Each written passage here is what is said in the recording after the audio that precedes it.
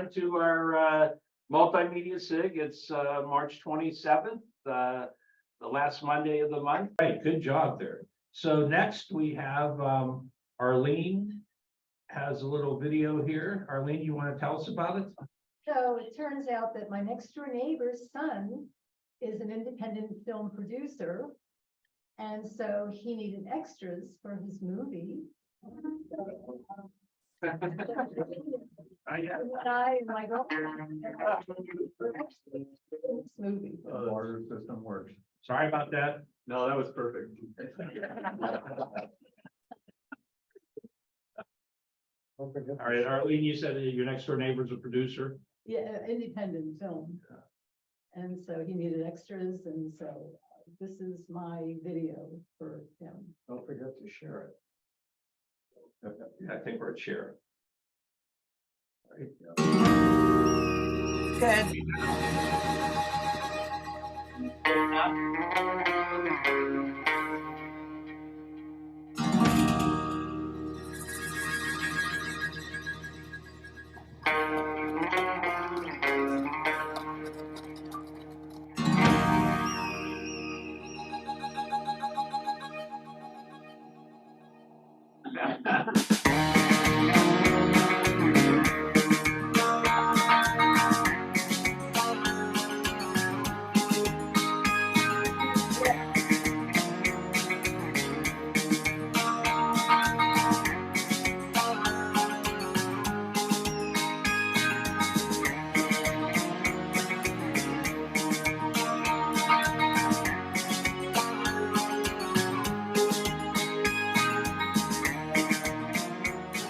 My name is Craig Rainey. I'm a film actor. This is number 61 for me. And love Westerns. So the rumor is that this is my last one. We'll see. But anyway, in this one I play, I don't know if I'm not going to say he's the lead, he's one of the primary. Which is rare for me because I always do either bad guys or cops. Hi, my name is Greg Keeville. I started off as a stuntman apprentice, and finally, after pestering John Pierce out at Old Tucson, who was the stunt coordinator, he finally gave me a job. And went in the military, spent 30 years, I like to say 30 years in the Air Force as a firefighter. And then about 4 years ago, I decided I wanted to do something fun. So I came out back to Tombstone, where I'm a gunfighter out of Tombstone. And then I found out that Mescal was being rebuilt, and I thought, hey, that might be a nice place to volunteer some time. Hi, my name is Joey Venegas. I play the part of Jonas, and I'm already pretty much done. I got to play Dead Bobby here in a little while. So yeah, I've been working with Brett for probably about 4.5, 5 years. Worked on tons of films with him, and I'm more of a crewman, but I'm pretty much in everything. Since I started working, I've been in everything. I'm Brett Mauser. I'm an independent filmmaker from San Antonio, Texas. First time I got behind a camera was after my grandfather passed away. He left me an old Super 8mm camera, and I ran around the neighborhood making cheesy little movies with my friends. And then I put it away for a little while, and then one of my dad's friends left a VHS camcorder over their house one weekend, and it was during the summer, so a bunch of my friends and I started making these goofy little short movies, spoofs of James Bond, spoofs of Indiana Jones, those types of things. And at the time in high school, I was going to be a magician, sleight of hand magician, illusionist, but when I realized that there was no college for that, my parents said I got to pick something else. So I picked video and film and just started to progress that way. I got my 2-year degree at San Antonio College, and then started my own production company where I made several feature-length films as well as some short films.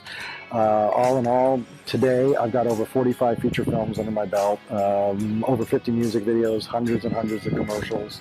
And in 2010, 2011, I went back to school, got my bachelor's and my master's degree in communications, and began to opened up a brand new company where the company that I was working with before, Ponders Productions, with movies like Serial Rabbit and the Yenison Saga, things like that. I always kind of considered it practice. It was just, figuring out how to make movies. And then when we opened up Not So Standard Entertainment in about 2012, 2013, actually no, probably about 2015, we started taking it more seriously, putting a little bit more effort and a lot more funds into the films. And somewhere along the way, I'd always been interested in Westerns. My father kind of raised me up on Westerns. So I always wanted to make Westerns, but with horses and towns and all that, budgets kind of limited our ability to do so. But in 2009, we shot our first feature-length Western called Bass Reeves. It was about the first black deputy marshal in the Old West. So we kind of have the honor of being the first feature film on Bass Reeves.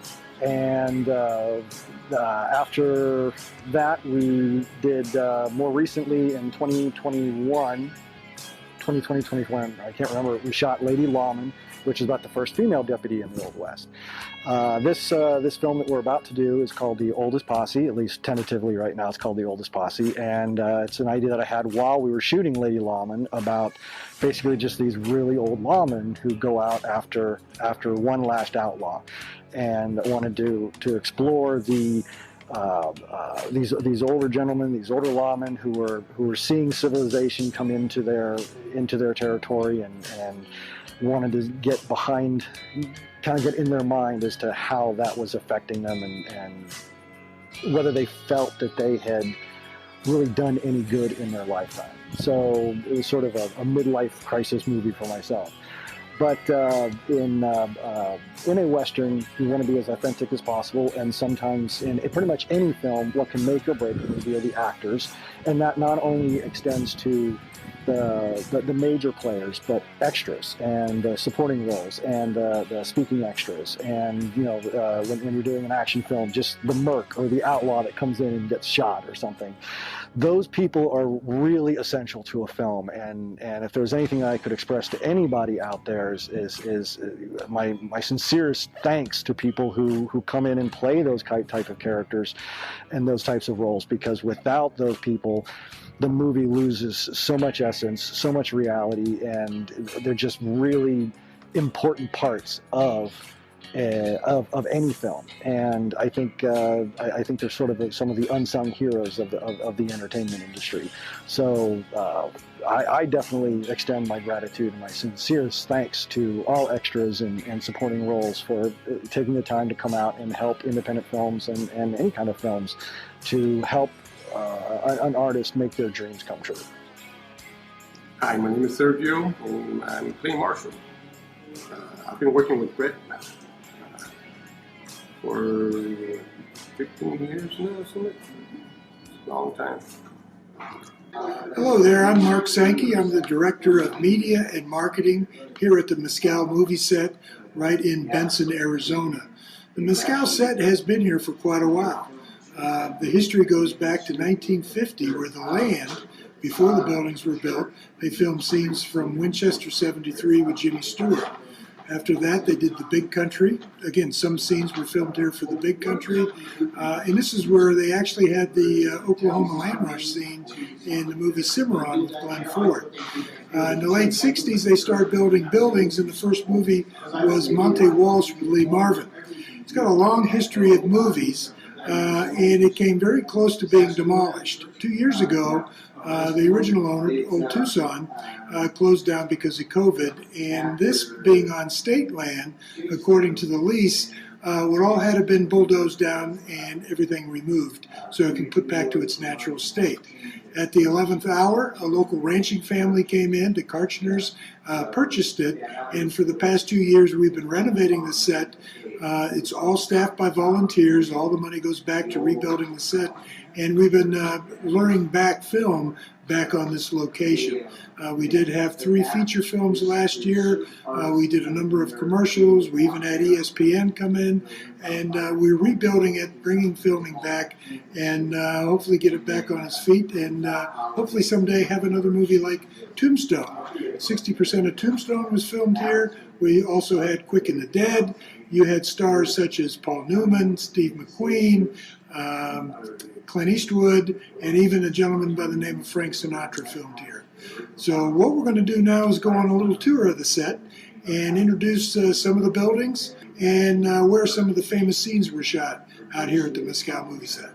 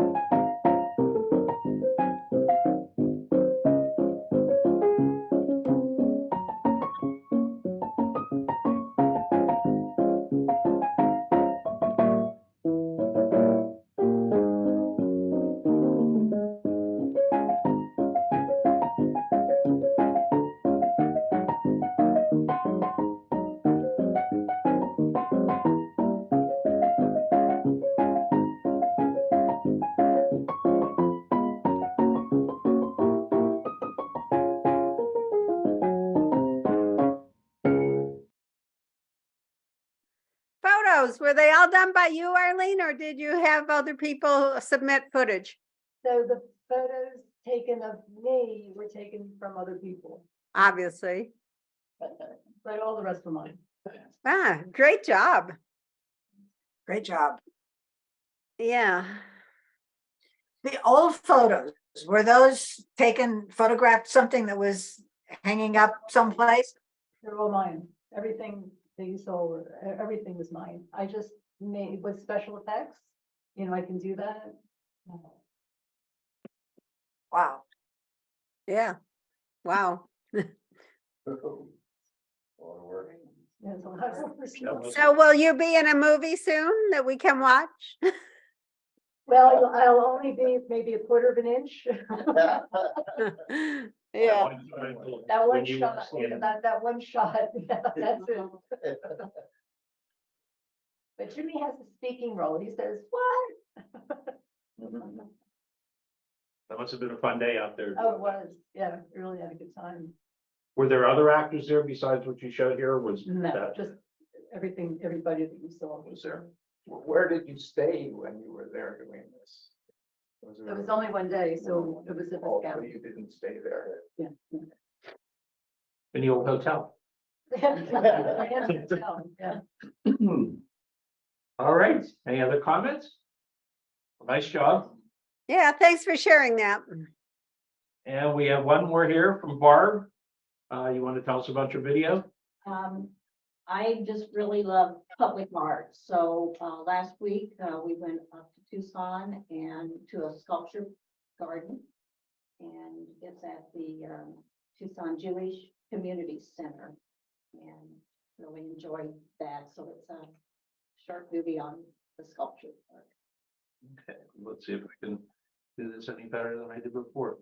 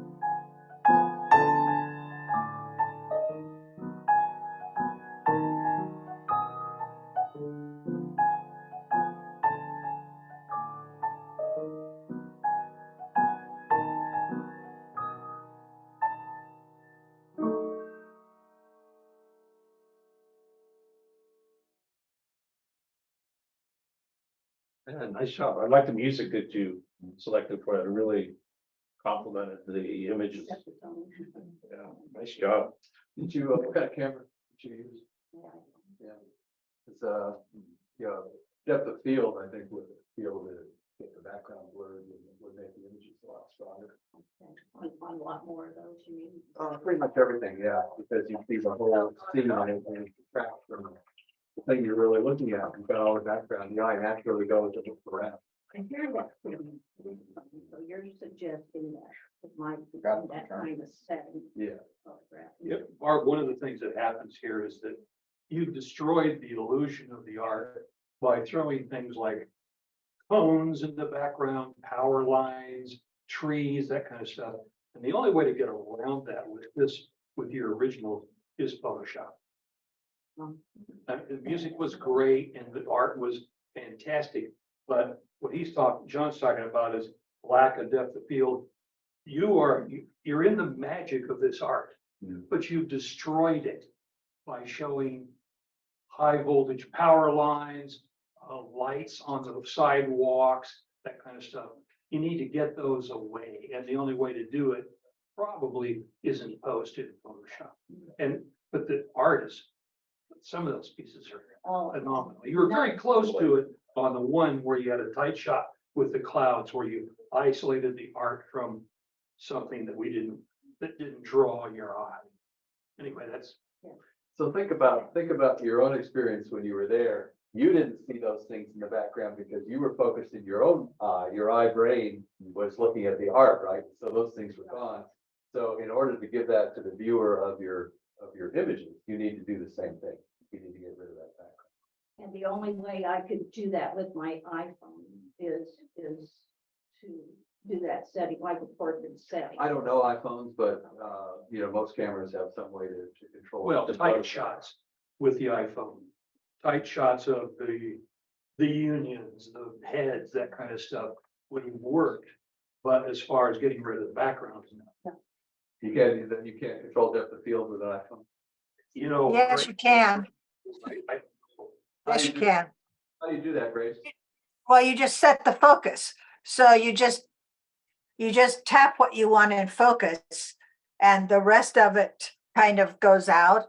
And you can do that with the portrait mode because it gives you f 1.4 to 16, so you can change in post. Once you took the picture, if you took it in portrait mode, you can basically wipe out the whole background, or blur it way back.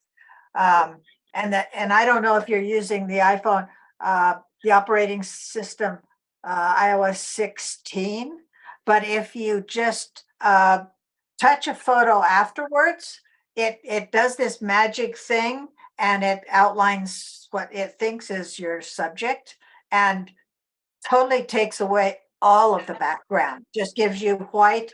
It's a DNG, or it's a PNG, so it's transparent. Probably wouldn't. But that's not what you would want to do in this case. But just always think as a photographer, think about your experience and the experience you're trying to translate to the viewer of your photograph, because you're dealing with a two-dimensional photograph, but you're seeing the world in 3 dimensions. So how do you do that? What do you do with those 2 dimensions to give that person something of a 3-dimensional experience? You get rid of the background in some way. And the only way then, Grace, you use the iPhone for your photos too. So the only way you're saying I could do what John's talking about is to take all those photos in the portrait setting. I did that on a couple of, I don't know how many, but a few of those there where it was able. But once I've taken it in a regular photo setting, I can't look at that unless I. Yeah, there are ways to do that in Photoshop to do it. Yeah. Oh, Photoshop, you could do everything. Yeah. Sure, but I don't have. But Okay. the main point is what Phil said, is that detracts because you're distracted by the background, and when you're there, you don't let your. Yeah. so, Todd, can you let me share the screen? Can't share the screen. Yeah, would you, do you know how to do that? It's under security. Allow participants to share the screen. I'll just give you one example. Security settings down. Say, Barb, while they're doing that, do they host tours there? Because this looks like it'd be an ideal What- field trip. As I was. What am I looking for here? I do not Share know screen. thing. It says it's. Yeah, I can do it. Just to explain a little bit about the garden. Do you see a rhododendron picture there? No, No? no, we just see you. Okay, yeah, okay, okay. You haven't allowed me to share the screen, so that's. I'm not going to. Afterward, after the fact, we can. Try it now. See. Barb, another thing you can do when you're taking the pictures that kind of is good, if your knees are bad, get a selfie stick and a remote. And sometimes you can get a perspective that shows off the sculpture but doesn't show the background, like it shows a lot of sky. Todd, you click it off. And with the selfie stick and a remote, it's a lot easier on your knees. Right. Now click it on there. Yeah, which it was before. I was just checking to see if. Okay, but you did click it on, so now it's on. Yeah. So she should be able to share the screen. Okay. Now, do you see a rhododendron picture? Yep. Okay, so this was taken in the portrait mode. And then in the portrait mode, you can edit it so that it basically takes away the background or blurs the background. And I mean, this is just an example. Your eye would see it, you know, your eye would see it as whole, including the leaves right behind it. So you find the right one And that's. Right. that's overkill. The one should, go back to the one before, the one you first Slide showed. that a little bit. Yeah, see, that's good. That's good. That this way, you know, there's a background, but you see the object. So. Right. I mean, I have a lot of others that I'm not sure. But I'd have to be taking those photos of those sculptures all in portrait mode to accomplish that with the. Right. Yeah. Okay. Yeah, unless you do it post with Photoshop. Yeah. So anyway, there's a way to change that in post. When I'm not, okay, maybe, let me go back to this one. In edit mode and portrait. What program are you in here? I'm in just photos. Mhm. And I thought I could do it on you can definitely do it on your phone. Okay. Okay, you can change that. I'm not sure where. Okay, there's the original picture that I took. There's the original one with everything on it. And then it's under adjust. I'd have to go back and look at that portrait somewhere. At least on your phone, you can change the f-stop and get what that one looks like. Check the filters. That's up top there. Okay. That's it. One other thing, Barb, on your phone that's not difficult to do is get a little app called Retouch. Yeah. Yeah, well, that'll take the lines out with almost no effort. Right. And it does a great job. Yes, I have used that. Yeah. I have a question. Of course, I don't do videos to speak of, so most of my movies are my still photos. And typically, I haven't used a lot of the transitions where you fade in, fade out. I'm starting to use more of that, but the zoom in, zoom out, the Ken Burns effect, I haven't used a lot, but On this, I wanted to zoom in on some of those sculptures, obviously. What did Is it use- too what much? Did you use to edit with the, what did you use to edit your stills together? What program? You're an iMovie.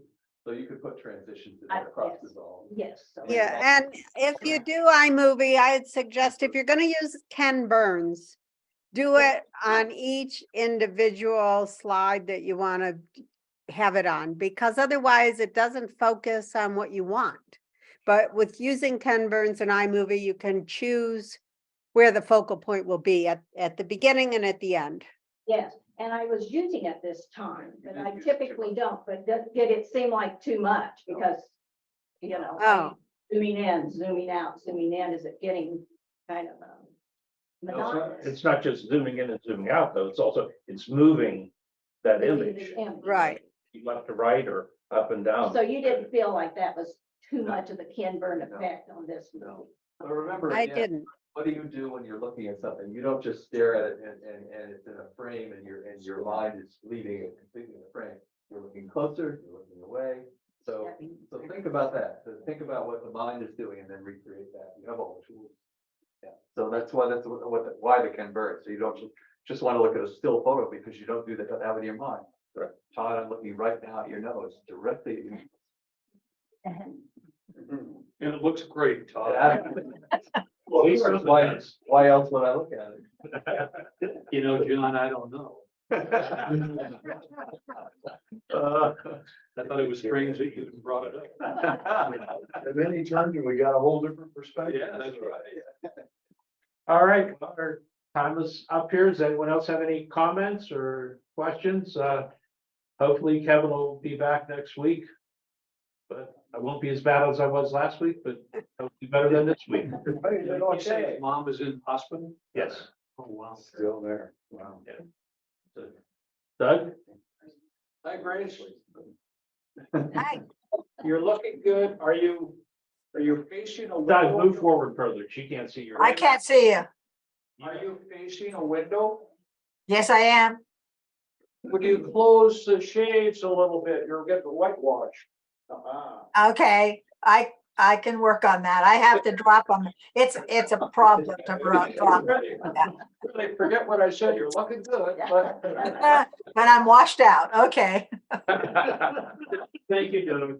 Well, that's because we have a kind of a halfway sunny day up here today. And I'm looking at your nose. All right, everyone. Well, thank you very much. Thank you, Todd. And, Thanks, Todd. Thank you, Todd. You're welcome.